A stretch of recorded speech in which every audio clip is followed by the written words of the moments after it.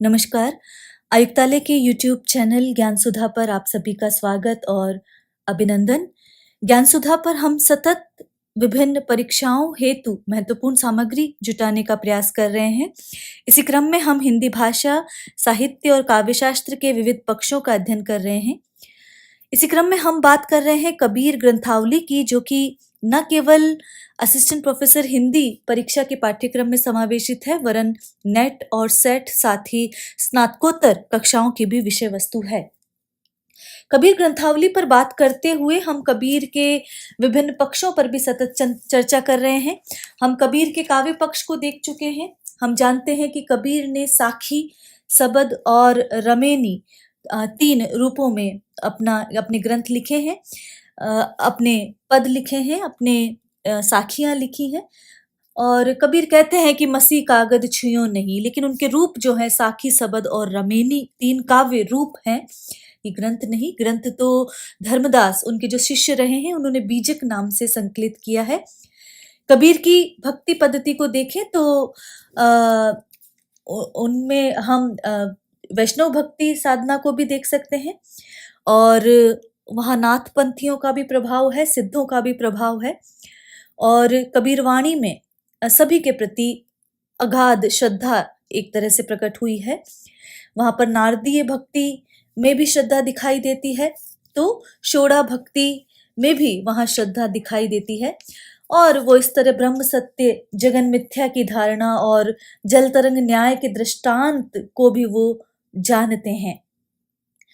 कबीर की भक्ति में जो प्रेम भावना है वो सूफियों के इश्क खुमार में मग्न दिखाई देती है, और कई स्थलों पर उन्होंने प्रेम पियाले और उसकी छकावट से उत्पन्न खुमार की स्वीकृति दी है। वो लिखते हैं एक पद में कि पूजा करूं न नमाज गुजारूं, एक निराकार हृदय नम सकारूं। तो हम देखते हैं तो कबीर की प्रेम साधना कहें अगर उनकी भक्ति को, तो विसंगति नहीं होगी, क्योंकि वहाँ प्रेमानुराग है और विरह और मिलन की बहुत सारी दशाओं का उल्लेख हुआ है। तो अगर हम कहें प्रेम एक साधना है और भक्ति प्रेममयी साधना है, तो कबीर की यह पंक्तियां ठीक ही जान पड़ती है कि यह तो घर है प्रेम का, खाला का घर नाही, शीस उतारे भुई धरे, तब बैठे घर माही। प्रेम न खेतो उपजे, प्रेम न हाट बिकाए, राजा परजा जेहि रुचे, सिर दे सो ले जाए, ये हृदय सो ले जाए। तो इस हरिरसमयी प्रेम में जो कबीर है वो बताते हैं कि एक विचित्र प्रकार की तृप्ति है, एक अद्भुत विलय है, एक अलौकिक स्वाद है, एक अलौकिक आनंद है, और कहीं ना कहीं वो रस्यते आस्वाद्यते इति रस है के आधार को भी फलीभूत करती हुई नजर आती है।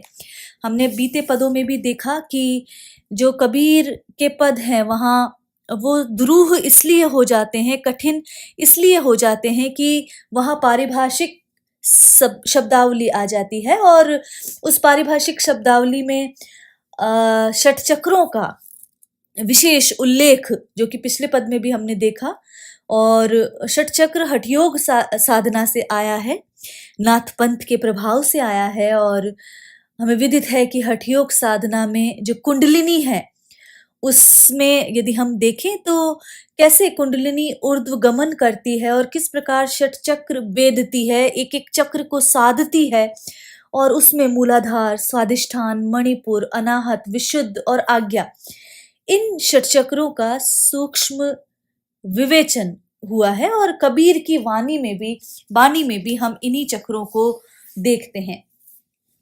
अगला जो पद है, 5वां जो पद है, उसमें कबीर कह रहे हैं कि गोकल नायक बिठूला, मेरो मन लागो तो ही रे, बहुतक दिन बिछरे भये, तेरो औसेरी आवे मोही रे। औसेरी का अर्थ है चिंतन। यह चिंतन से कबीर का तात्पर्य है, और चिंतन का तात्पर्य यहाँ एक तरह से बेचैनी और एक तरह से विचार, लेकिन बेचैनी युक्त जो विचार है, एक उचाट मन की जो अवस्था है, उसकी बात यहाँ कबीर कह रहे हैं।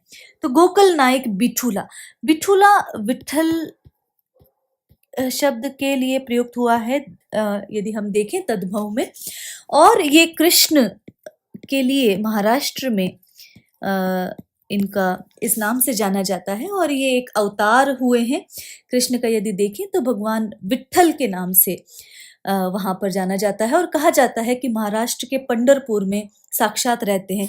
तो खैर ये जो शब्दावली है, बिठूला शब्द का जो प्रयोग है, इससे ये विदित होता है कि उनमें वैष्णव संस्कार भी वहाँ पदार्पित हुए हैं। तो यहाँ पर कबीर कह रहे हैं कि बहुत बहुतक दिन बिछुरे भय तेरी औसरी आवे मोहे रे। तो हे गोकुल के स्वामी विट्ठल, मेरा हृदय जो है वो तुम में अनुरक्त हो गया है, मेरी आपसे प्रीति हो गई है। मन लागो तो ही रे, तो मेरी आपसे प्रीति हो गई है, प्रेम हो गई है। बहुतक दिन बिछुरे भय, तो आत्मा कह रही है कि बहुत दिन हुए और बहुत समय हुआ कि बिछुड़ गए हो। तो प्रकारांतर से अर्थ है कि आत्मा परमात्मा से बहुत समय हुआ वो विलग हो गई है, वो दूर हो गई है। तेरी औसेरी आवे मोहि रे, तो तेरी जो स्मृति है, तेरी जो चिंतन है, वो तेरा जो चिंतन है वो मुझे आती है और वो मुझे व्यथित कर जाती है। तो यहाँ पर कबीर ये कह रहे हैं कि आत्मा परमात्मा के अभाव में व्यथित या पीड़ा का अनुभव कर रही है। आगे वो कहती है कि करण कोटि को ग्रह रच्यो रे, नेह गए की आस रे, आप ही आप बंधाइया, द्वे लोचन मरही पियास रे। द्वे लोचन, दो नैनों की बात यहाँ पर कर रहे हैं। साथ ही कबीर कह रहे हैं कि जब से जीव इस शरीर में आया तब से वह तुमसे वियुक्त ही नहीं हो पाया और तुम्हारे प्रति विद्यमान स्नेह को भी भुला दिया और वह स्नेह संसार की ओर उन्मुख हो गया। तो यहाँ पर ये बात कह रहे हैं कि आप ही आप बंधाइया, द्वे लोचन भरई प्यास रे। तो आपके दर्शनों की जो आशा है, नेह गए की आस रे, आपके दर्शनों की आशा से मेरे जो दोनों लोचन है वो प्यासे मरते हैं। आप ही आप बंधाइया, मैं स्वयं इस जगत में स्वयं ही बंध गया हूं, विषय वासनाओं से युक्त हो गया हूं। करण कोटि को ग्रह रच्यो रे, तो यहाँ पर जो स्नेहहीन व्यक्तियों से मैंने प्रेम संबंध स्थापित कर लिया है और मैं करण कोटि को ग्रह रच्यो रे, कर्म कोटि को, तो विभिन्न प्रकार के करोड़ों कर्मों का मैंने एक तरह से चक्र व्यूह रच लिया है। तो ये बात यहाँ पर कही जा रही है कि विभिन्न कर्मों के, करोड़ों कर्मों के ग्रह में, व्यूह में मैं फंस गया हूं और इस प्रकार मैं कर्मों का तंतु बन गया हूं।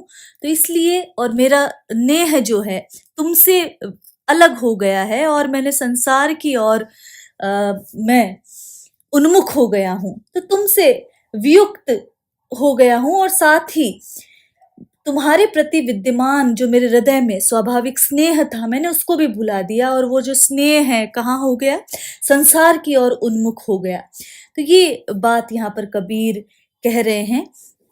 आपा पर संगी चिन्हिए, दिसे सरब समान रे, इहि पद नरहरि भेटिए, तू छाड़ी कपट अभिमान रे। तो यहाँ पर कबीर कह रहे हैं कि आपा पर संगी चिन्हिए।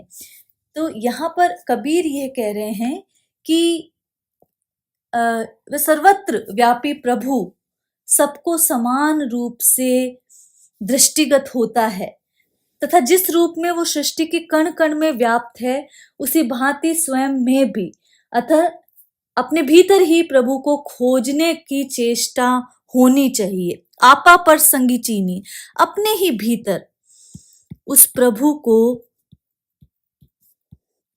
चिन्हने की, खोजने की कोशिश होनी चाहिए क्योंकि वो सभी और समान रूप से दिखाई दे रहा है। वो सर्वव्यापी है इसलिए समान रूप से दिखाई दे रहा है। इहि पद नरहरि भेटिए, तू छाड़ी कपट अभिमान रे। तो अपने हृदय से तू कपट और मिथ्याभिमान का परित्याग कर दे, तभी तुझे जो नरहरि है और जो ईश्वर है, जो ब्रह्म तत्व है, उससे तो तेरी मुलाकात हो जाएगी, उससे तू भेंट लेगा। अर्थात तू पूर्ण समर्पण प्रभु के चरणों में कर दे। ना कतहु चली जाइए, ना सिर लीजे भार रे, रसना रस ही विचारिए, सारंग श्रीरंग धार रे। तो यहाँ पर जो सारंग श्रीरंग की बात की गई है, तो सारंग पाणी, जिन्होंने सारंग हाथ में धारण कर रखा है, उन विष्णु की बात यहाँ पर, श्रीरंग का अर्थ विष्णु से है, तो सारंग पाणी विष्णु की बात यहाँ पर की जा रही है। तो कबीर यहाँ पर कह रहे हैं कि जो नरहरि है उन्हें प्राप्त करने के लिए कहीं जाने की आवश्यकता नहीं है। तीर्थादि कतहु चाहिए, कतहु तो कहाँ जाने की बात की जा रही है, तीर्थ आदि का भ्रमण करने की आवश्यकता नहीं है, कहीं पर भी जाने की आवश्यकता नहीं है। ना सर लीजे भार रे, और ना ही सिर लीजिए भार, तो ना ही किसी प्रकार की साधनाओं की आवश्यकता है। साधनाएं कैसी? जो कष्ट साध्य जो साधनाएं हैं उन्हें भी करने की आवश्यकता नहीं है। अर्थात सर पर अनावश्यक भार लादने की जरूरत ही नहीं है। उसे प्राप्त करना तो इतना आसान है कि केवल और केवल जो सारंग श्रीरंग धार है, जो कि जिन्होंने सारंग पाणी हैं, जिन्होंने सारंग हाथ में लिया हुआ है, जो कि विष्णु है, जो कि परम तत्व हैं, जो कि रस स्वरूप है, जो रसो वैस है वाली बात कहते हैं, उनका अपनी रसना से आस्वादन कर, उनका अपनी जिह्वा से स्मरण कर, उनको रसना से निरंतर चाप। तो वो बात यहाँ पर कह रहे हैं कि उनको रसना से निरंतर उनका आस्वादन करके हृदय में उनका विचार कर, उनको हृदय में धारण कर। तो इसी साधना से तुझे सिद्धि प्राप्त होगी, अथवा जो होने वाला है वो होकर रहेगा, और प्रभु की खोज में इधर उधर भटकने की आवश्यकता ही नहीं है, और ना ही अत्यधिक बोझ सर पर लेनी है, चाहे वो शास्त्रों का बोझ हो या कि साधनाओं का बोझ हो, वो लेने की आवश्यकता ही नहीं है। ये बात कबीर कह रहे हैं कि केवल जिह्वा से प्रेम सहित उस प्रभु का ध्यान करते रहो, और इसी साधना से ये सिद्धि प्राप्त हो जाएगी और उस प्रभु से तादात्म्य हो जाएगा।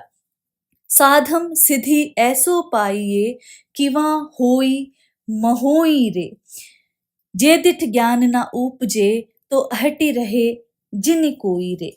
तो यहाँ पर कबीर कह रहे हैं कि साधन सिद्धि ऐसो पाइए, किवा होई महोई रे, कि जो होना है वो तो होकर रहेगा, जो हमने बात कही। तो साधन सिद्धि केवल और केवल इसी मार्ग से प्राप्त की जा सकती है। जे दिठ ज्ञान न उपजे, और यदि मनुष्य की दृष्टि में ज्ञान नहीं उपजता है इस तरह, तो अहटी रहे जिन कोई रे, तो फिर वो दुखित होकर, अहटी रहे का अर्थ है दुखित होकर, वो इस संसार में भटकती रहती है। तो जिस मनुष्य की दृष्टि ज्ञान पूर्ण नहीं है, तो वो संसार में भटकती रहती है, और यहाँ पर साधना से ही सिद्धि संभव है, साधना से ही ये सिद्धि प्राप्त हो सकती है, और उस प्रभु से प्रेम द्वारा ही तादात्म्य हो सकता है, और इस प्रकार जो होना है वो तो होकर ही रहेगा। लेकिन जिस विधि, जिस नेत्र में, जिस मनुष्य में ज्ञान नहीं उपजता है, तो वो दुखित होकर इसी संसार में चक्कर काटता रहता है। एक जुगति एके मिले, किवा जोग की भोग रे। तो यहाँ पर ये बात कहते हैं कि केवल और केवल साधना से ही उस परम तत्व और उस अविनाशी ब्रह्म की प्राप्ति हो सकती है। एक जुगति एक मिले, एक समय एक की ही उपासना की जा सकती है, एक समय एक ही बात पर ध्यान दिया जा सकता है। ये बात कबीर कह रहे हैं कि एक ही वस्तु की प्राप्ति हो सकती है एक उपाय से, भोग या योग, या तो भोग किया जा सकता है या योग किया जा सकता है, और दोनों ही फल प्राप्त होंगे।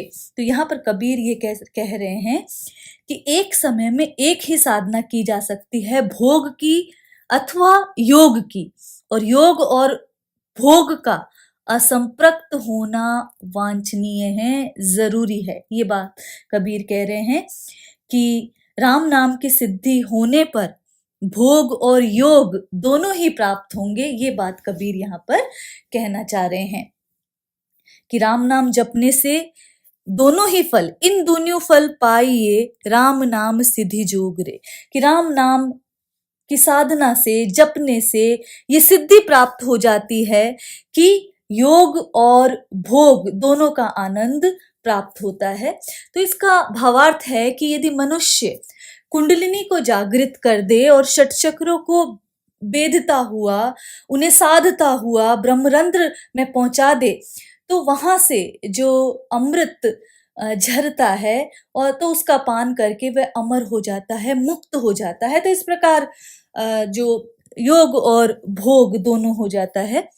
प्रेम भक्ति ऐसो कीजिए, मुखी अमृत बरसे चंद रे, आप ही आप विचारिए, तब केता होए आनंद रे। तो यहाँ पर कबीर कहना चाह रहे हैं कि प्रेम भक्ति ऐसा कीजिए। तो यहाँ पर कबीर कहते हैं कि प्रेम और भक्ति इस तरह की जानी चाहिए कि जिस प्रकार अमृत चंद्रमा से बरस रहा हो, उस प्रकार जो प्रेम करना चाहिए, उसी तरह की भक्ति प्रेम पूर्वक विनियोग से करनी चाहिए। आप ही आप विचारिए, और स्वयं ये बात विचारिए कि तब कितना आनंद प्राप्त होगा। तो प्रेम भक्ति ऐसो कीजिए, मुखी अमृत बरसे चंद रे। कि जिस प्रकार अमृत निर्झर वहां से झरता हो, उस प्रकार की सिद्धि करनी चाहिए। तुम जिन जानो गीत है, यहु निज ब्रह्म विचार रे, केवल कही समझाइया, आत्म साधन सार रे। तो कबीर यहाँ कह रहे हैं कि तुम लोग यह नहीं समझो कि ये कोई मैंने गीत गाया है, वरन इसमें मैंने अपने अनुभव से प्राप्त ब्रह्म ज्ञान जो है वो तुम्हारे सम्मुख रखा है, उस ब्रह्म ज्ञान का प्रतिपादन किया है। केवल कही समझाइया, आत्म साधन सार रे। तो इसमें आत्म ज्ञान के साधन का सार जो है वो मैंने तुम्हें कहकर समझाया है। तुम इसे ये नहीं जानो कि मैंने कोई आनंद के लिए कोई गीत गाया है। चरण कमल चितलाइए, राम नाम गुण गाई रे। तो यहाँ पर कबीर कह रहे हैं कि यदि राम नाम का स्मरण करके, राम नाम का गुण गाकर, स्मरण करके उसके चरण कमलों में, रूपक अलंकार है, यदि प्रेम पूर्वक अपने चित्त का विनियोग कर दिया जाए, अपने चित्त को उस ओर लगा दिया जाए समर्पण के भाव से, कहे कबीर संसा नहीं, भक्ति मुक्ति गति पाई रे। तो कबीर कहते हैं कि फिर किसी प्रकार का कोई संदेह नहीं रह जाता, कोई संशय नहीं रह जाता, कि तृण मात्र भी संशय नहीं रह जाता कि भुक्ति और मुक्ति दोनों की प्राप्ति वहां नहीं होगी। तो भक्ति और मुक्ति की प्राप्ति नहीं होगी, अर्थात बिल्कुल होगी, कि इसमें कोई संदेह नहीं है कि इससे मुक्ति और भक्ति दोनों की प्राप्ति होगी, यदि जो चित्त को केंद्रित करके प्रभु के चरण कमलों में लगा दिया जाए और राम नाम का निरंतर जाप कर दिया जाए, तो निसंदेह ही भक्ति के द्वारा मुक्ति की प्राप्ति हो जाएगी। तो यदि हम यहाँ देखें तो रूपक अलंकार, अनुप्रास अलंकार का प्रयोग किया गया है, और यदि इस पद में हम देखें तो योग साधना की विविध प्रक्रियाओं का उल्लेख है, और लेकिन महत्व जो है प्रेम रूपी भक्ति की यहाँ पर बात की जा रही है, क्योंकि चरण कमल चितलाइए जब कबीर यहाँ कह रहे हैं तो ये बात महत्वपूर्ण हो जाती है। रसना रस ही विचारिए, कबीर ने एक स्थान पर कहा है, और वो कह रहे हैं कि आंख कान आदि इंद्रियों द्वारा हम जो कुछ ग्रहण करते हैं उसमें ग्राहक और ग्राह्य का भेद बना रहता है, किंतु रसना द्वारा जिस रस का आस्वादन करते हैं वो हमारे शरीर का अंग बन जाता है और हम उसे आत्मसात कर लेते हैं। इसीलिए जो इस बात को यहाँ पर ध्यान रखना जरूरी है कि यहाँ प्रेम रूपी रसना द्वारा राम रस को आत्मसात करने की बात की गई है, तो इस बात का ध्यान रखें। इसी तरह इन दोनों फल पाइए, इन दून्यों फल पाइए कबीर कहते हैं, राम नाम सिद्धि जोग रे। तो जब कबीर यह बात कह रहे हैं तो यहाँ पर समस्त सांसारिक भोगों में यदि हम देखें तो इंद्रियां किसी विशेष विषय के प्रति आकृष्ट होती दिखाई देती है, उसी को भोग कहते हैं। और जब किंतु वह वास्तविक भोग नहीं होता, क्योंकि यहाँ विवश होकर हम उनके प्रति खिंच जाते हैं और एक तरह से जो जीव है वो स्वयं भोज्य बन जाता है। तो वास्तविक भोग वही है जहाँ विषय के द्वारा खिंच जाने की विवशता नहीं रहती। यह स्थिति राम रस की तृप्ति से ही संभव है। इसीलिए कबीर ने कहा है कि यहाँ योग और भोग दोनों फल प्राप्त होते हैं। राम रस से युक्त होना योग है।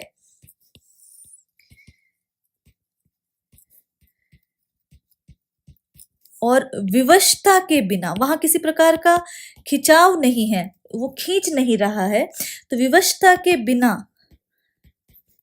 आनंद की प्राप्ति भोग है। इसीलिए यहाँ पर योग और भोग दोनों की प्राप्ति की बात कबीर यहाँ पर कह रहे हैं। इसी तरह कबीर जो एक पंक्ति जो बहुत प्रचलित है कि तुम जिन जानो गीत है यह निज ब्रह्म विचार रे, तो इन पंक्तियों के द्वारा कबीर यह स्पष्ट करते हैं कि उनका काव्य मनोरंजन के लिए नहीं है। मैंने कोई मनोरंजन के लिए गीत नहीं लिखा है, वरन लोक मंगल की कामना, जो बात कामायनीकार भी कहते हैं। तो लोक मंगल की कामना मेरा उद्देश्य है। और वे यह भी बताते हैं कि उनकी कविता निजी अनुभूति का निचोड़ है, वह कल्पना प्रसूत नहीं है। तो ये सारी बातें कबीर इस पद में कहते हैं। आगे हम जो अध्ययन इन पदों का जारी रखेंगे। तो आज के लिए इतना ही। नमस्कार।